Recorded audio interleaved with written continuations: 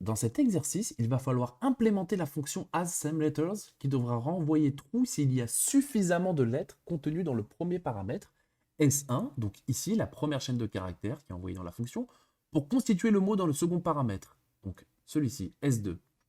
Dans le cas contraire, la fonction devra renvoyer false. Alors, dans ce premier test, nous sommes censés obtenir true en sortie parce que pour ce mot-là, nous avons les lettres qui nous permettent de constituer du coup cette seconde chaîne de caractères à l'intérieur de celle-ci. Nous avons un W, un O, un R, un L et un D. Donc oui, c'est possible de reconstituer ce mot-là. De même ici, et par contre pour le troisième exemple, pour le troisième test, nous constatons que nous avons STEAK, mais il nous manque un E. Nous n'avons pas le E. Nous avons effectivement un S, un T, un A, un K, mais nous n'avons pas de E, donc nous avons false. Pareil, quand il y a des doublons ou des triplons ou autres. Là, nous avons suffisamment de A pour satisfaire la condition. Ici et ici. Il faudra compter le nombre de caractères. Si effectivement je n'avais qu'un seul A, la fonction aurait renvoyé false. Parce que ici, dans la string numéro 2, donc dans la chaîne de caractères numéro 2 représentée par S2, possède bien 2 A. Je vous laisse implémenter ça et on se retrouve pour la correction.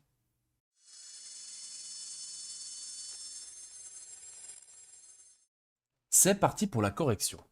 Alors, déjà, pour pouvoir s'assurer que nous avons suffisamment de lettres ici pour constituer notre mot là, on va utiliser un set. Pourquoi un set? Je vais faire un print d'un set de S2, c'est-à-dire le mot que nous sommes censés reconstituer à l'aide des différentes lettres ici. Si j'exécute, j'ai une succession de sets qui s'affichent. Donc par exemple, dans ces deux cas ici, script Java et scripting Java, enfin ce sont les sets de S2 que j'ai fait, donc ça va plutôt être JavaScript et JavaScript, nous avons à deux reprises euh, la lettre A qui s'affiche. A et A. Là, nous avons les sets en question. Il n'y a qu'un seul A et qu'un seul A. Nous n'avons pas de doublon. C'est pareil pour toutes les autres lettres, évidemment. BB, par exemple. BE, BE, nous avons que B et E. Pourquoi utiliser un set? Car ça va nous permettre de faire une itération dessus et de vérifier, pour éviter de faire tout simplement des doublons, des triplons, etc. Ça nous permet de vérifier si S1 a au moins, donc S1 c'est là cette fois-ci, a au moins en termes de, de disponibilité de valeur, une valeur égale ou supérieure. Je m'explique. Là, si j'ai ABCD, j'ai ABCD en S1 et en S2, j'ai AABCD.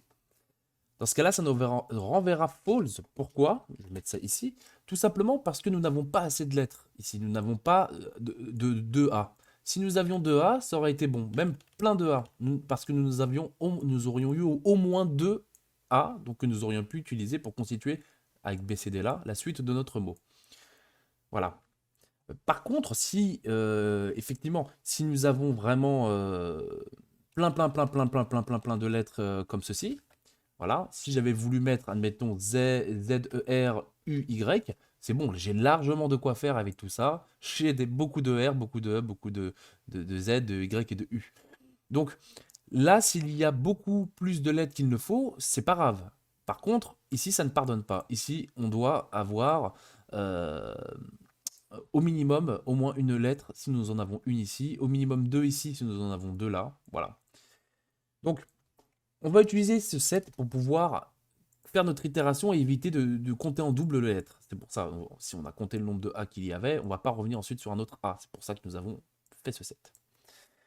On va implémenter ça. Alors, nous allons créer un compteur que nous allons initialiser à 0. Donc, count est égal à 0. Et faire notre itération sur le set. Donc, C comme caractère, inset S2. Donc, on fera un set d'éléments uniques sur chacune de ces chaînes de caractères ici. Et on va vérifier tout simplement si S1.count, donc si le nombre de caractères qu'on retrouve ici est au moins égal ou supérieur au nombre de ces caractères-là. C'est-à-dire s'il y a au moins 1 ou plus, ou 10 ou 20 W, il faut au moins qu'il y en ait un, parce que là, nous en avons un. Sinon, il aurait fallu en avoir au moins 2 si nous avions 2 W ici. Donc, si S1.count, du coup, du caractère sur lequel nous itérons dans le set, est au moins supérieur ou égal à S2.count, donc S2, c'est le deuxième paramètre, Dans ce cas-là, on incrémente le compteur de 1. On fait un petit plus 1. Et à la fin de notre sortie, une fois que nous avons vérifié nous avons incrémenté notre compteur jusqu'à la fin de la boucle principale, nous pouvons tout simplement faire une condition. Donc si count est égal ou supérieur en termes de longueur au set de S2 sur lequel nous avions fait notre itération ici, on retourne true. Autrement, donc on n'est même pas obligé de mettre un else, on peut tout simplement faire comme ça, return false. Je fais un clear, on exécute, et voilà, nous avons les sorties escomptées. Alors, on aurait pu le faire d'une manière beaucoup plus simple en utilisant all. J'efface tout ça, j'aurais pu faire tout simplement un return all si tous les cas de figure sont respectés. Donc, toujours la même logique. S1.count, le caractère en cours, est au moins supérieur ou égal à S2.count. Toujours le même caractère. Pour chaque caractère présent dans le set de S2. Voilà, le set, une fois de plus, pour éviter de compter plusieurs fois la même lettre, comme on l'a vu avec JavaScript, avec A et A. J'exécute, je mets un petit coup de clear, et nous avons exactement les mêmes résultats. Alors, on peut le condenser avec une fonction lambda, bien que ce soit très court ici. Donc, as SameLetter est égal à lambda avec deux paramètres, S1 et S2. Retour implicite dont pas besoin de mettre un return, donc on peut réécrire la même chose. Je vous encourage à les réécrire manuellement à chaque fois plutôt que de faire des copier-coller. S2.count pour le caractère en cours sur le caractère qui est en train de parcourir le set de S2. Je mets ça en commentaire, un petit coup de tir, j'exécute et nous avons les mêmes sorties. Et voilà, c'est terminé pour cet exercice.